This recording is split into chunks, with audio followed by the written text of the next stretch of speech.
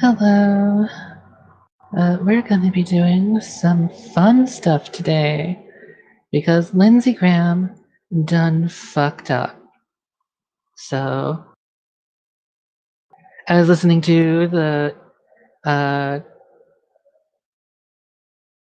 Amy Coney Barrett hearings. That's what I want to say. I have some neurological thing going on. My stutter has gotten so much worse this week. Anyway, I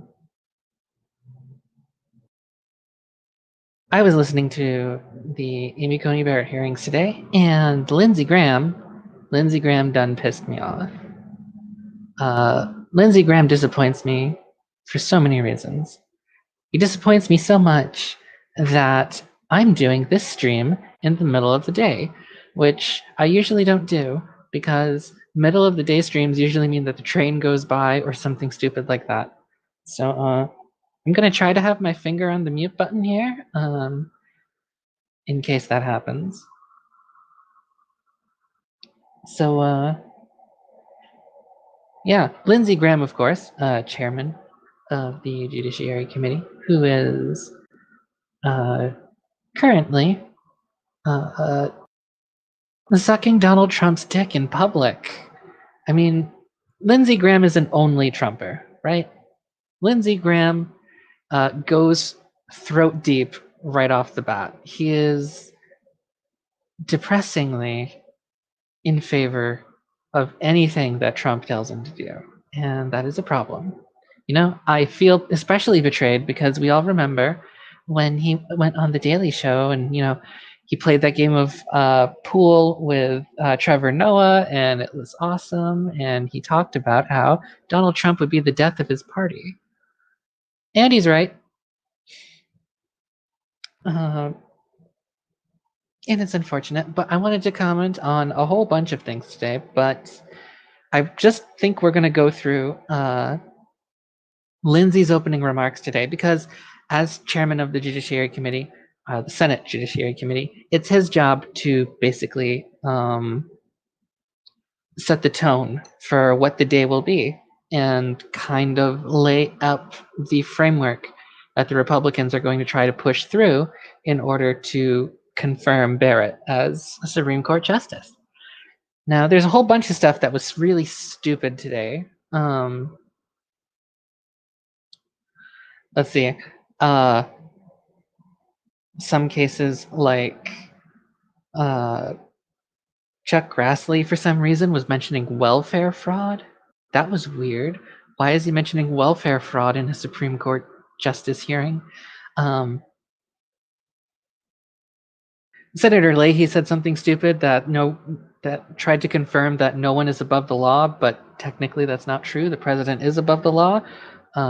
That's why we like you British, because I understand the Republicans and the British government, but also when you divest your head of state into someone who actually has government power, this is what you get, is someone who can't be prosecuted.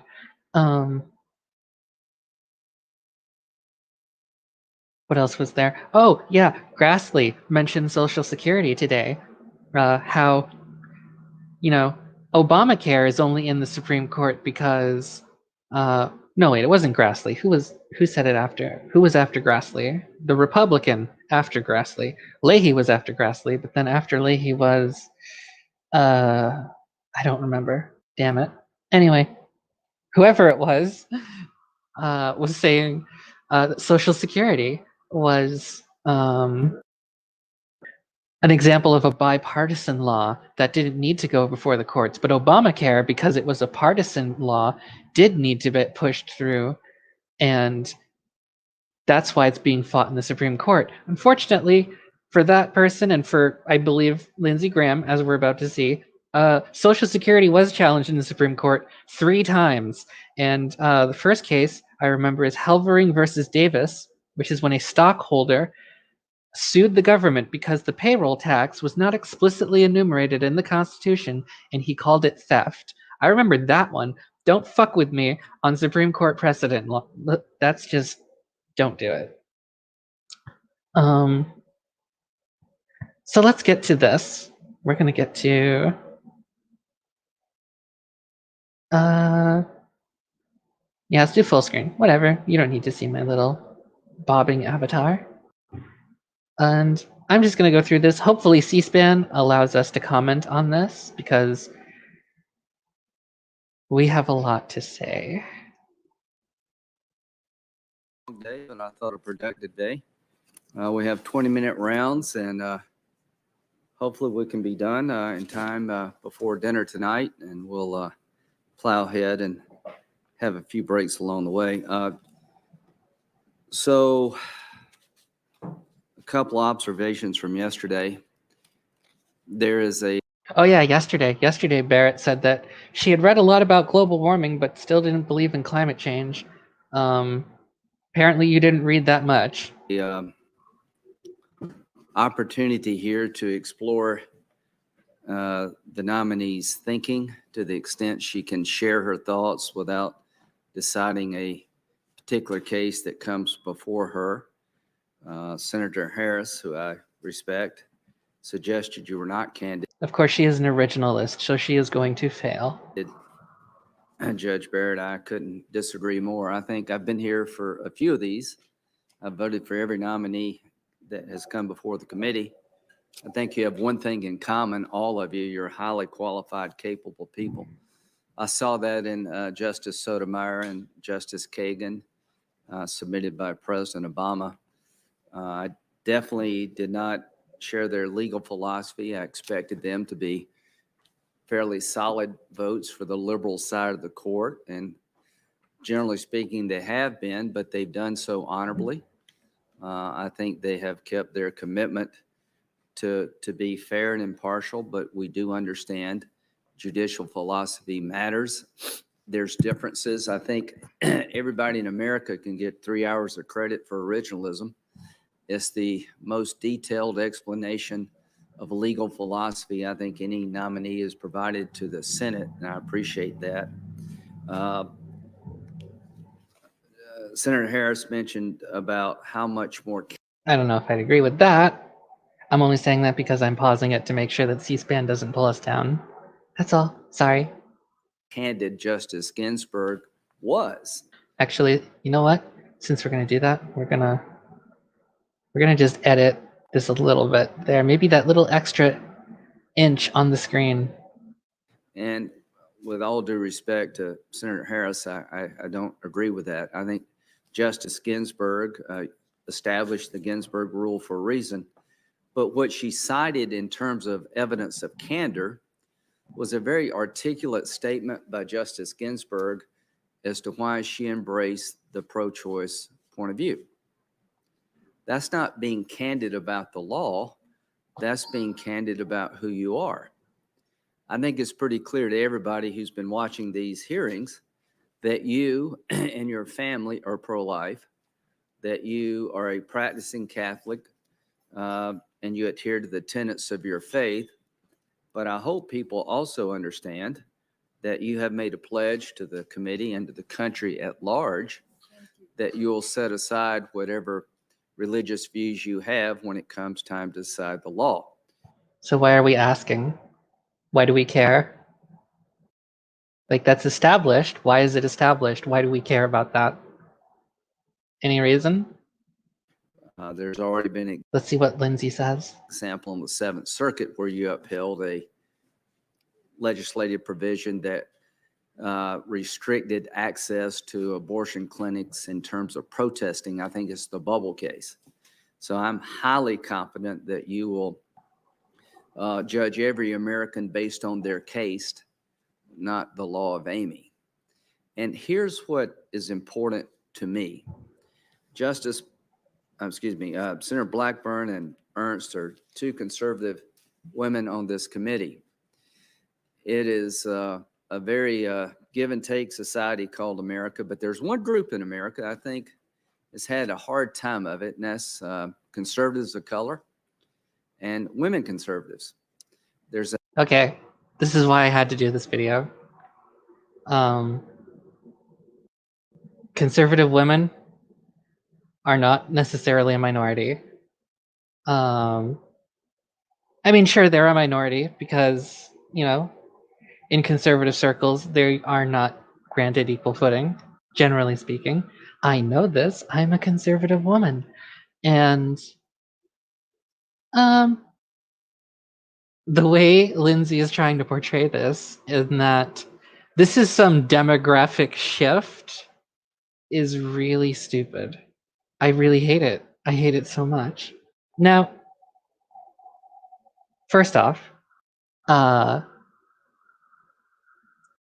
this goes back to conservative suffragettes who leveraged that there were more white women in the country than there were black men.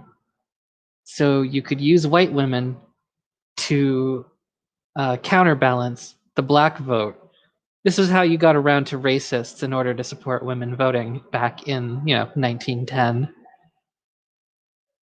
So in a sense, Lindsey's right in that women have been restricted of power in conservative circles, but generally it's only because they start losing and then they need to find more sources of votes, no matter how far they have to reach from their core beliefs in order to get them. Also, the idea that an evangelical woman or a religious right woman, I believe she's actually Catholic, yes, um, it would need to be somehow elevated because they're a persecuted class is laughable, especially in the United States. It's an effort by some in the liberal world to marginalize the contribution because you come out on a different side of an issue, particularly abortion. So this hearing to me is an opportunity. Admittedly, that is also true. That is also what worries me about Barrett, is because if you've been in conservative circles long enough, and I mentioned this in my ducking the red pill video, I believe, I mentioned that I have been to state Republican conventions, and the people who are most radicalized against abortion, it's always women. Always. Men, as a greater preponderance, are pro-life as opposed to pro-choice in the Republican Party. However, the women who are pro-life are extremely pro-life.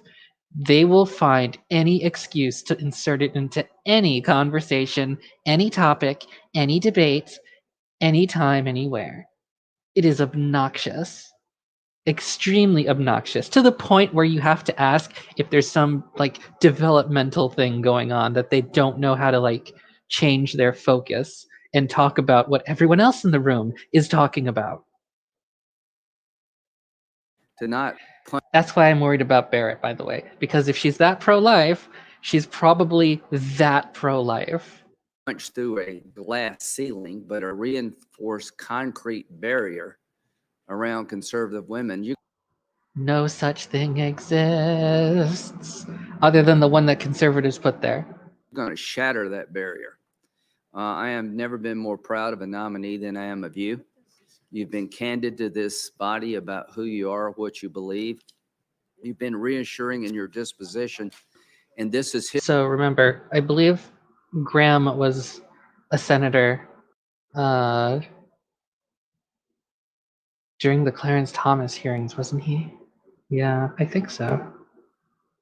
Wasn't he? How long has Lindsey been a senator?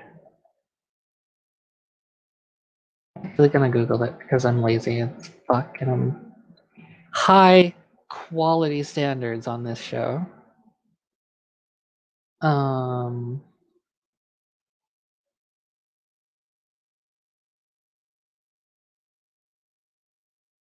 Oh no, it's only 2003. Okay.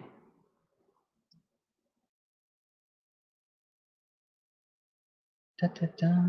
Yeah. Yeah, okay. Only 2003. So no, he wasn't that long.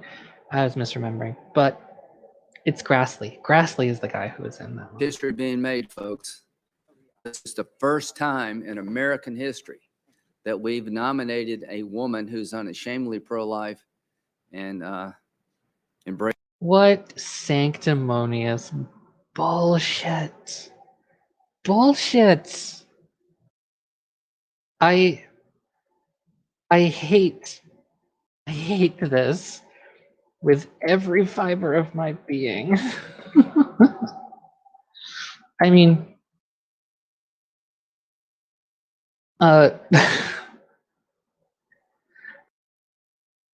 leaving aside, um, leaving aside the fact that Sandra Day O'Connor, really well. I mean, she danced around Roe v. Wade. She took a lot of heat from that from conservatives. Only because she explicitly did not commit to overturning Roe v. Wade.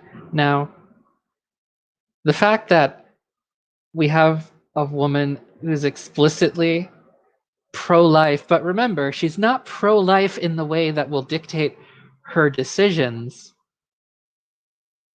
Remember, that's what we're talking about. But let's just mention it, right? Because there's no reason not to, right? She's pro-life, and she won't use it to influence her decisions. But she's pro-life, but she won't use it to influence her decisions. History being made because conservative women are the most oppressed class, generally by conservative men. I know that's hard for Lindsey, being a sword swallower and all, but that's what happens. Embraces her faith without apology, and she's going to the court. A seat at the table is waiting on you. Has there ever been an establishment that there are women in the Supreme Court who apologize for their faith? That's what he's implying here, right? Has that happened? Is that true of anyone? Is that true of Kagan? And it will be a great signal to all young women who share your view of the world that there's a seat at the table for them. This won't be celebrated in most places.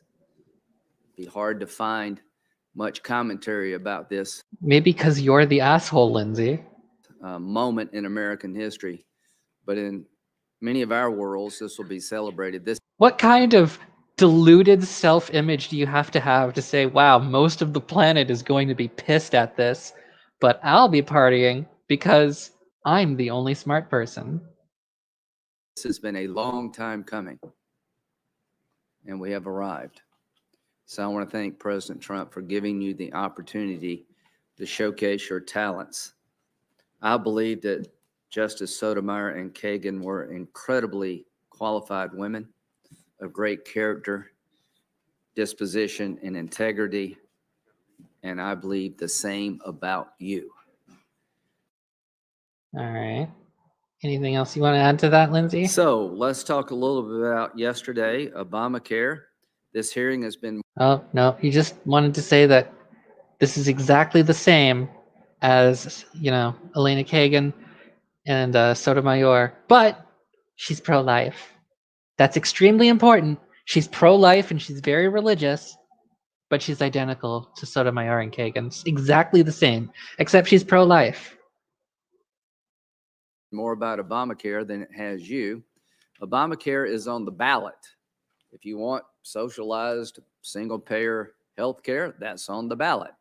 Why do many of us object to Obamacare? It was written So remember, Lindsey is setting the tone for the whole event today. The reason he is telling us this is because this is what he wants the tone to be. He wants the focus to be on Obamacare. Like, this is why we're doing this. Obamacare is our goal.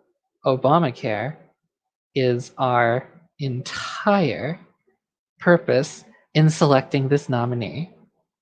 This is our goal. I mean, he led with the pro-life thing, but like, this is the political goal. This is what the election is about.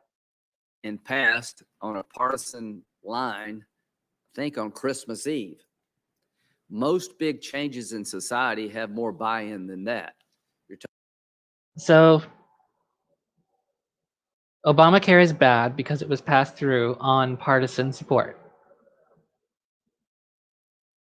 If Amy Coney Barrett does not get partisan support, will that be a bad thing?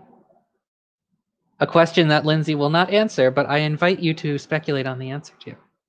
Talking about 1/5 of the American economy. And as I said yesterday, from a South Carolina point of view, this has not worked out well. We started with 5 exchanges. We're down to 1. You have one choice. 4 rural hospitals have closed. Premiums have gone up, not down, by an average of 30%. And when you look at the formula used by Obamacare, I can understand why Senator Harris likes it the way it is. I can understand why Chuck Schumer likes it the way it is. 3 states get 35% of all of Obamacare dollars. New York, California, Massachusetts, they're 22% of the population. In South Carolina, if you had a per patient formula, no matter. That is exactly, well, he's not wrong, but he's also implying something that is untrue. The reason California, Massachusetts, and New York have so much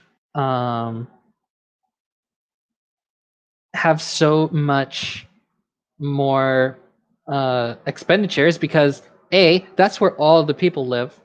Those are the 3 most, well, not the 3 most. I believe Pennsylvania is still more populous than Massachusetts. But I believe it's 1, 2, and 4 out of all the states that have approved Medicaid expansion. I believe. I could be wrong on that.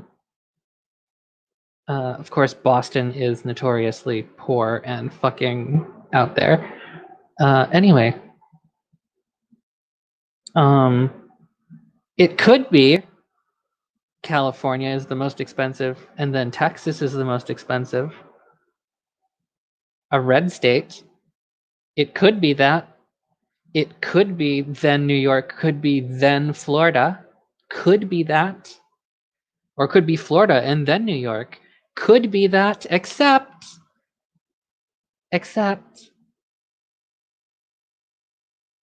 neither Texas nor Florida have adopted Medicaid expansion. Ergo, they don't get the lion's share of the money that goes towards propping up people who need health coverage. Ta-da! No matter where you live, you got the same contribution from the federal government.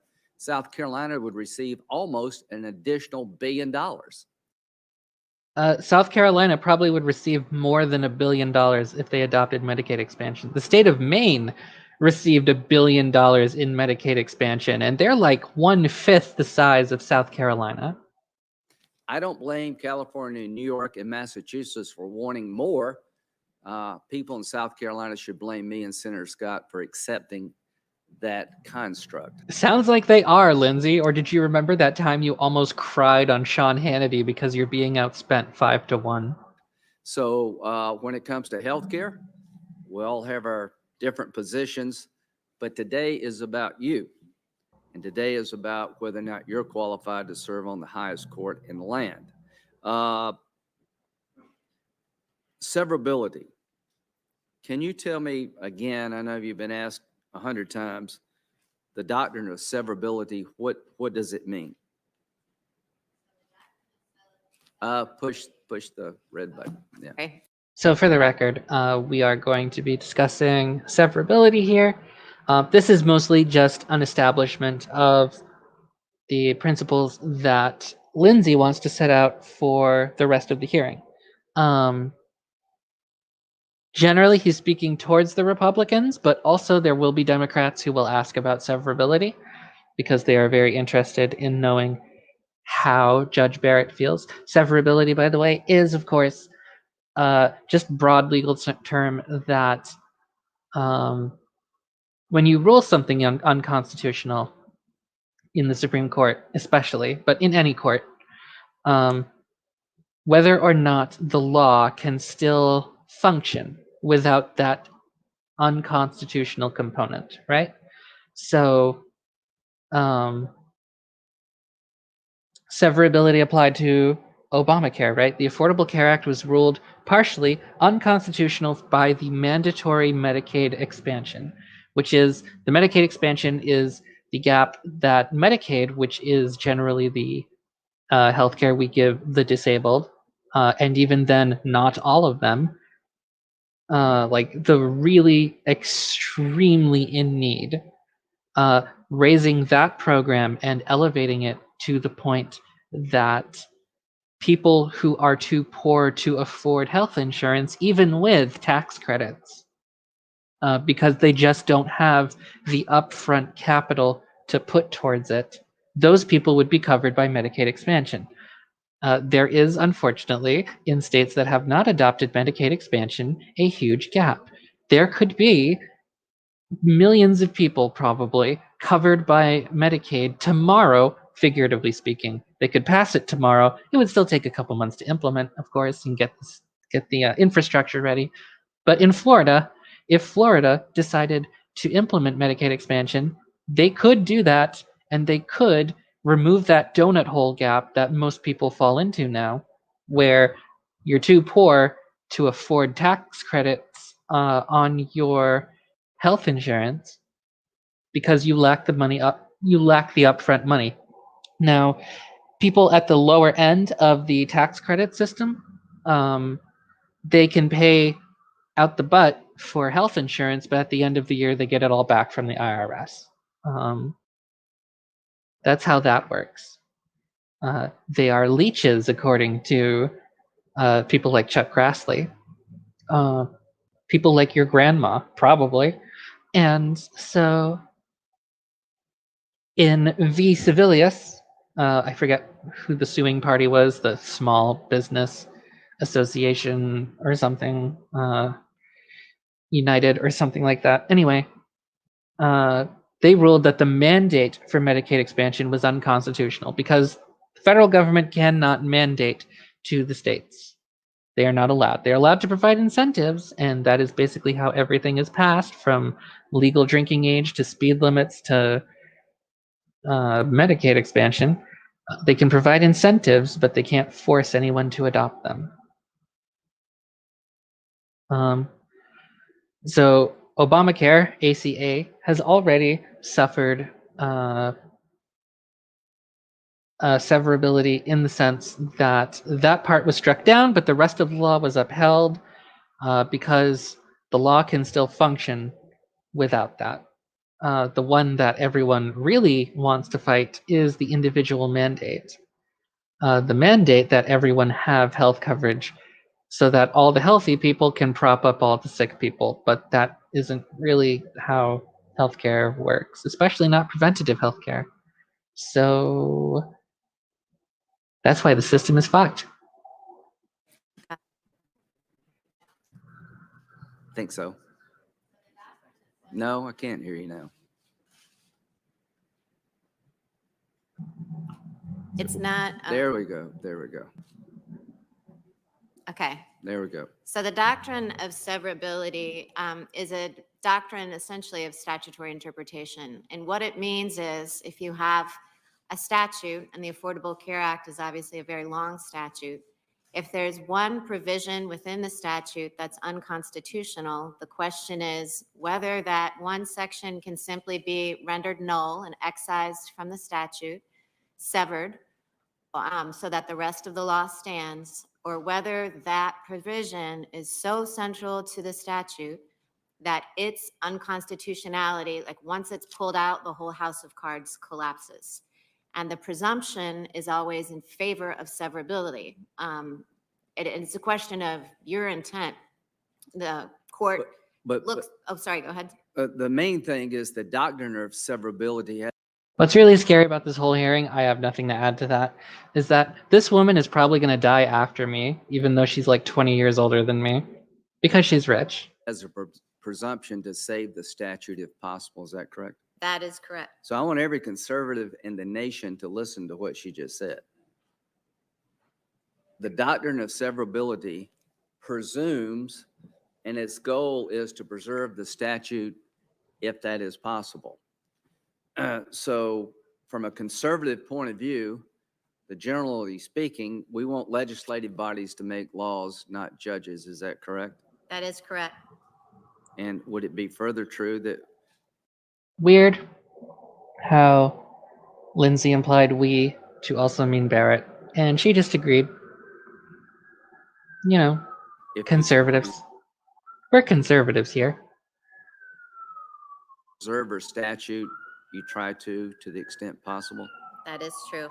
Okay, that's the law, folks. Abortion. You were read some statements by, I think it's what's the name of the pro-life group, county? The St. Joseph County Right to Life. Okay. And you were asked by Senator Blumenthal, who I respect, whether or not their policy positions were illegal. Do you remember that? I remember him asking me whether I accepted other policy positions on in vitro fertilization and whether it was a rejection of Roe. Yeah. Well, I remember a exchange where they took a statement from that group or some other group arguing for the criminalization. Remember that? The criminalization of IBF, is that right? It's good that she remembers 2 days ago. Yeah, I think so. Very important in a Supreme Court justice. Okay. I'm being sarcastic. And here's my problem with that analysis. That was a position taken by a pro-life county organization. It's not your job to pass judgment on the thoughts and beliefs of Americans, is it, as a Supreme Court justice? No, it is not. So when they argue that something should be criminal, they have a right to make that argument, right? They do. It also wasn't in the ad that appeared next to the statement I The sent. main thing is, how does something become criminal in our legal system in America? When a legislative body passes a statute. So here's what I want you to know. Statements by political organizations are not law. And what we've tried to do yesterday was turn a pro-life group into a legislative body and tried to get you to rule on their beliefs. I think that is a dangerous thing for Americans to be asking a judge to do, whether you're on the right or the left. Here's a statement from an organization. I don't know particular. Let's see if Lindsey can hold up to that standard for himself for the rest of his term and testimony here in his phase of the questioning. Spoiler alert, he really doesn't. Agree with, and I want you to pass judgment as to whether or not that's legal. The question for you would be, if some legislative body tried to criminalize this procedure, then that would be subject to litigation in court. Is that correct? That is correct. A case in controversy doesn't arise because you disagree with a statement of a private person or a private group. Is that correct? That is correct. A case in controversy arises around criminal law when somebody passes a criminal statute. Is that correct? That's correct. Then and only then would you determine the constitutionality of that provision. Is that correct? Well, actually, not even then. The statute would have to be enforced against somebody, so a prosecutor would have to try to hold someone criminally liable for getting IVF, for example. She is correct here, for what it's worth. The court cannot just waltz into a law and strike parts of it that they don't like. They have to actually implement it. This is why there are still laws in the books that you can't shave a llama in a bathtub in, I don't know, Buckfield, Wyoming, or whatever, because no one enforces it, so it's not hurting anybody. Of course, what Barrett is also revealing is that she is a very law-oriented justice and not a justice-oriented justice. Obviously, precedent is very important in common law, but there is also important precedent for the application of justice. This is how various precedents get overturned. So the case in controversy concept would have to. Of course, the Supreme Court itself is not a very nice body to begin with. They never overturned Dred Scott. We had to do that with a constitutional amendment, the 13th. Yes, there would be a lot of maturation. The 13th and the 14th, by the way. The 13th to outlaw slavery and the 14th to make sure it actually applied to people.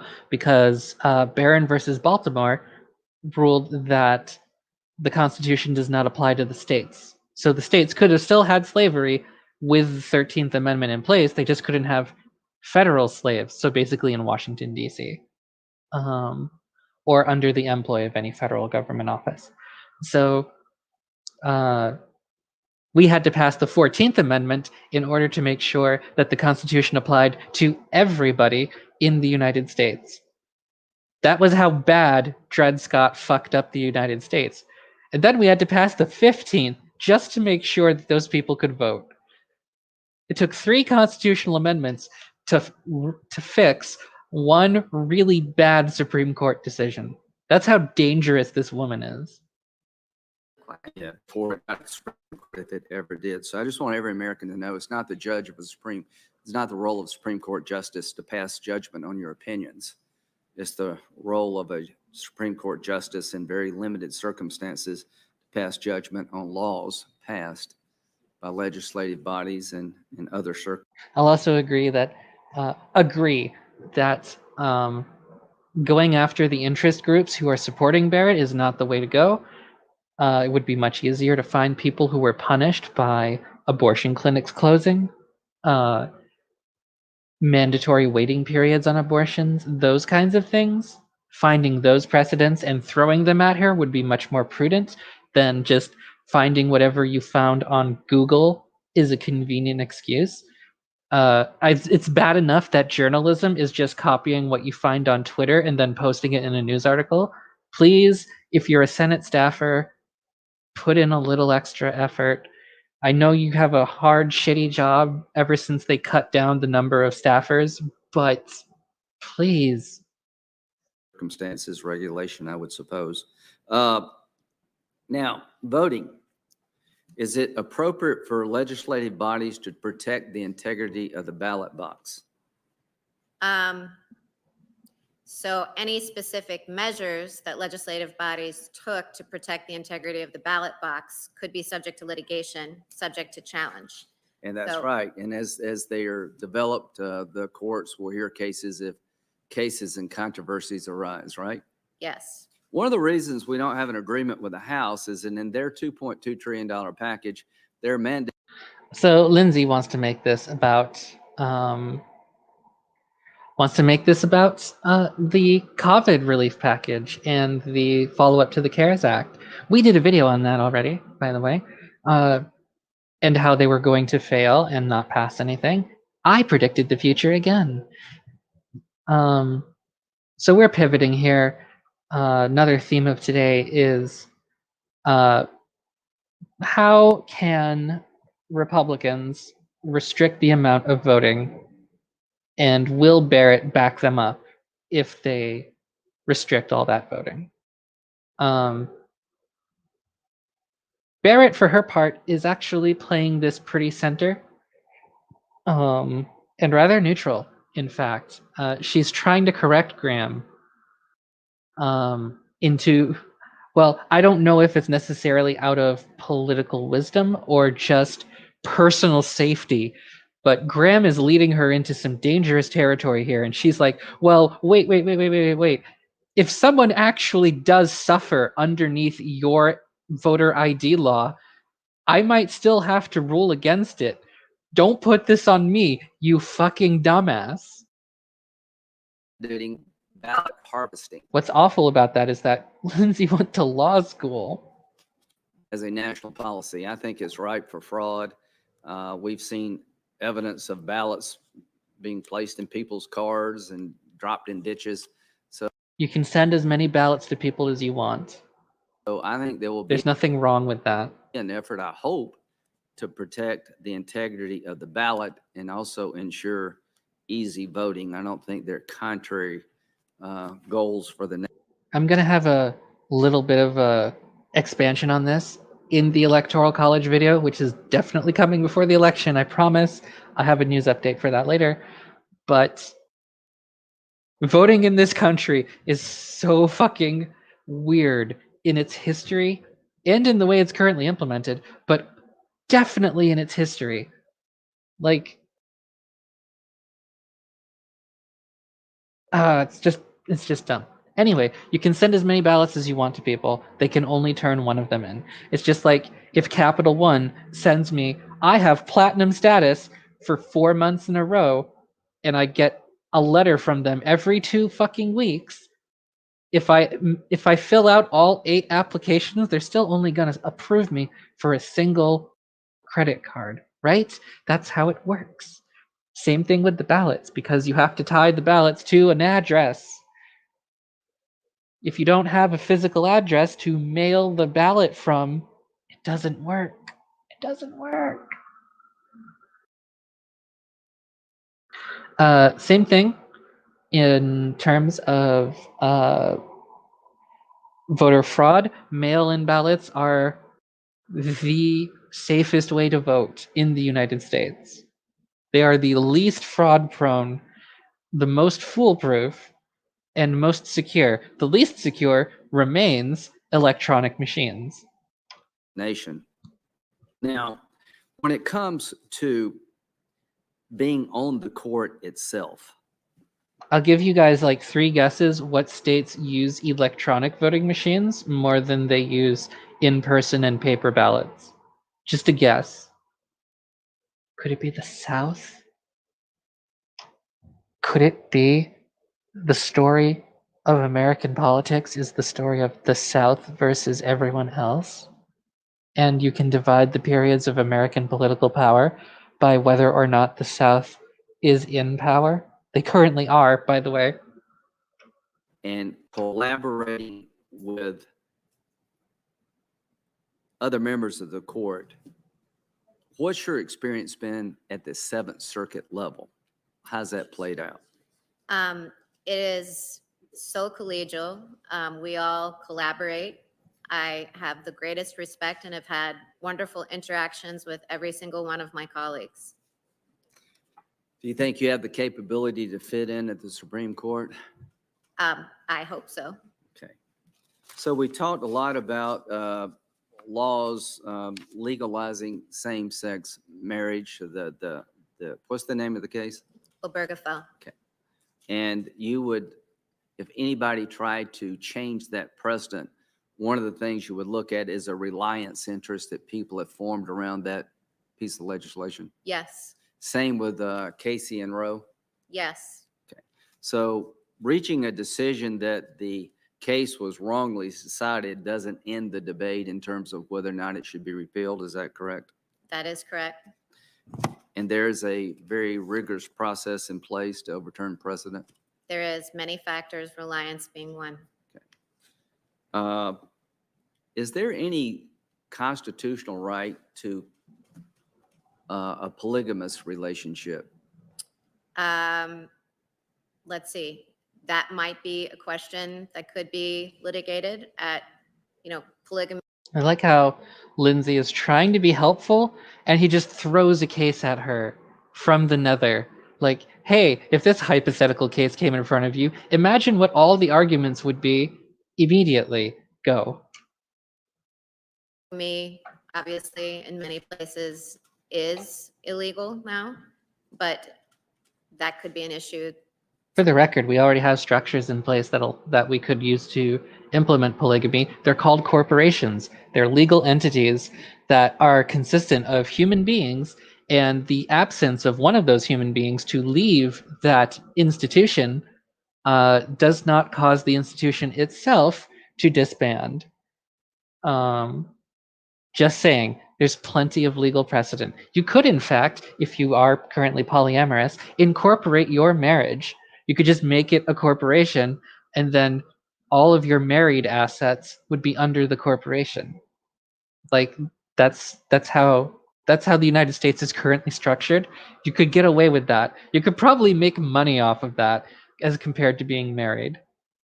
Now you would still have to do a whole bunch of work in terms of, power of attorney and all that stuff, but you would still have a lot of easy access to each other's assets and resources and rights to those assets upon their death, because you are all incorporated together. The 3 of you, the 4 of you, the 5 of you.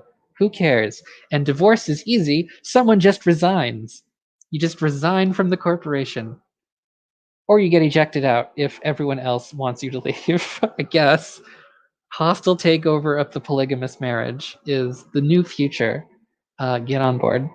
Somebody might litigate before the court at some point. Yeah, somebody might make the argument it's possible for three people to love each other genuinely, and that would work its way to the court if somebody wanted to make that argument. Is that correct? Somebody could, yeah, make that argument. So you've been asked a lot about Roe v. Wade and Casey, and one of the differences between Brown versus Board of Education and Roe line of cases is there's active litigation regarding Roe. Is that correct? That is correct. I think Senator Hirano named 8 or 9. There are pretty active cases regarding Brown versus Board of Education, including the one that overturned the Voting Rights Act, which is an extension of Brown v. Board because that was the Civil Rights Act of '54. Different cases that may come up to the court, cases in controversy. And one of the reasons you can't tell us how you would rule is because there's active litigation coming to the court. Is that correct? That is correct. And one of the reasons you can say with confidence that you think Brown versus Board of Education is super precedent is that you're not aware of any effort to go back to the good old days of segregation by a legislative body. Is that correct? That is correct. And I've also We've seen that that's not true ever since the Voting Rights Act was overturned. said that in lectures that Brown was correct as an original matter. So that is the kind of thing, since I've said it in writing, I felt like I could express before the committee. When it comes to Heller, there's legislative bodies all over the country passing laws regarding gun ownership. Are you aware of that? I am aware of that. Okay, when it comes to Citizens United, I think there'll be some efforts after this election to maybe revisit that case. So the thing that I'm trying to establish here is that Lindsey doesn't like that he's losing, so he's going to go after Citizens United. Ha ha! You dumbass. Heller, Citizens United, Roe, Casey are all actively being litigated because legislative bodies are playing in that arena. Is that a fair statement? That's a fair statement. So your point to us is when it's likely that case and controversies around the holding of a particular case are going to come to the court, there's only so much you can tell us about what you may or may not do.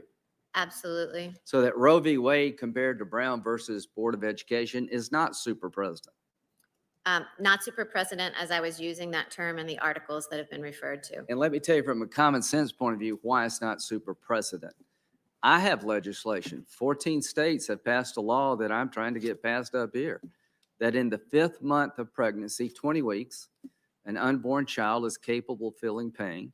I'm making the argument there's a compelling state interest to protect that unborn child from a very painful death called abortion. There's only 7 nations. We've already done a video on abortion on this channel in response to PragerU, so I won't get into all of the nitty-gritty on that. You're still wrong, Lindsey. On the entire planet that allow abortion on demand in the 5th month. Now that's a political exercise we're going through. 14 states have passed a version of what I've just described. That will be coming to the court, I would imagine, in the future. All I ask is that will you listen to both sides of the argument if it gets to you? I will. Thank you. Judge, all I can say, I've met a lot of people in this business and very impressive people. One of the highlights of my time on the committee is to get to meet incredibly talented, smart, squared away people. Justice Roberts sat right before you and didn't have a note. A lot of people on my side are upset with him about this or that. Sometimes I disagree with him. Chief Justice Roberts, who has been the thin black line that has held this country together. When the Supreme Court had to issue a statement that Donald Trump was not allowed to tell Supreme Court justices which cases they were forced to recuse themselves from because they conflicted with his interests. That was a 5-4 decision. And John Roberts, the Bush appointee, was the thin black line, referring to their black robes, not like because he's black, obviously, that held that line against the stupidity of Donald Trump saying that he just thinks Elena Kagan should recuse herself from any case involving his administration. John Roberts is probably going to be remembered as like the savior of democracy if democracy somehow gets out the other end of this shit alive. Yeah, but I do know this, that he's doing what he thinks is best for the court and for the country. Justice Sotomayor and Kagan, delightful people, incredibly wickedly smart. Justice Kagan had a biting sense of humor, and they're on the court because they should be. They're on the court because they live lives worthy of being on the court. They're on the court because they're some of the smartest people in the land about the law. They're on the court because they lived incredibly productive and meaningful lives. Justice Gorsuch and Kavanaugh are both on the court for the same reasons. As to you, you're every bit in their league.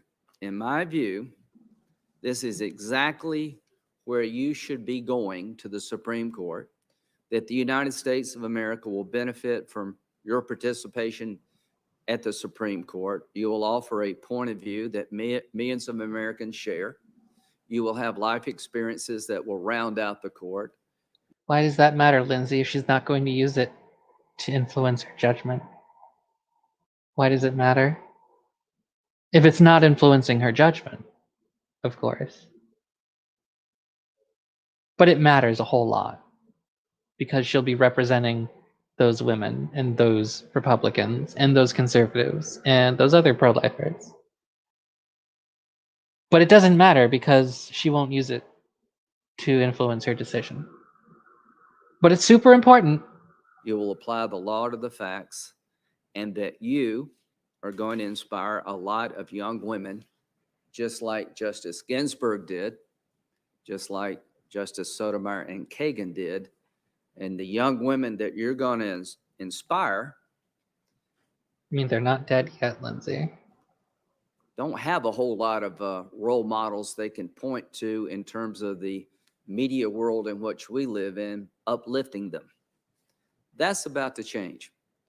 To my Democratic colleagues, I understand where you're coming from. I understand what you want the court to do. You want the court to. I mean, there's plenty of media telling women to be trad wives and shit. They're the ones who paid for Abby Shapiro's channel to be advertised on everyone's feed. Do things differently than we do. I don't question your motives, and I want to thank you for conducting this hearing in a way that has been respectful, has been challenging, and the process will be moving forward here.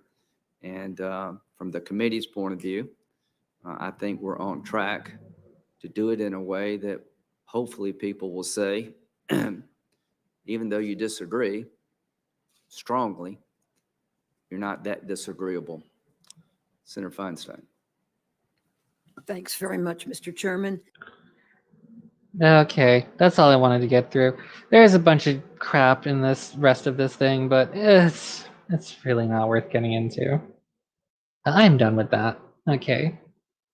Are we still up? We're still up. Okay, so C-SPAN said it's okay for us to yell at Lindsey for a little bit. So, small studio update. As you know, I updated my laptop because the old one was literally falling apart. And I had a Frankenstein's monster of cords and wires and shit just plugged in and USB splitters all over because I had to put everything in. I needed a new mouse because the trackpad was broken. I needed a new keyboard because I couldn't use the keyboard that was built into the laptop. It was ruined. It was just the result of the frame being so broken and prone to getting dirty, basically. Like, it was impossible to clean in a safe way anymore. So anyway, upgraded the laptop. I tried to open the laptop recently, and turns out 3 of the screws that hold the back plate in were the wrong size of screws. It took me like 40 minutes to pull one of them out, and I stripped the entire screw by doing so. So I'm not going to do that to 3 of them. 1, the plate will survive. 2, cannot. So I needed to get a external hard drive, and I'm going to transfer everything from the old hard drive onto the external, and then plug the external into the new laptop. Problem solved, hopefully. Only because I have so many files and videos and shit over there. So that's basically why there's still no new videos. And yeah, still want to do the Death Note video. That's still kind of chugging around in my brain a little bit, although not as strongly. Maybe I won't follow through on it. Although it would be a good Halloween episode, wouldn't it? I guess, sort of, in a really stretched way, if you really tried and squinted. The Electoral College video will definitely be out before the election. I've been working on that one for months. I have pretty much all of the files that I need in terms of presentation and screen caps and all that crap, and all the math done and all that. So that I just have to get into a place I can record and then record it. And then as far as my creative process is, that'll be halfway done. Like recording it is the big hurdle for me. That's the big battle. Once it's like recorded and the audio file is on my computer, it's really easy to just go in and edit things until it's done. That part's easy for me. I can do that in a day. So yeah, that was this stream. Lindsey Graham pissing me the hell off because he's an only Trumper. And I hate only Trumpers. So yeah. I have nothing clever to finish on. So cheers.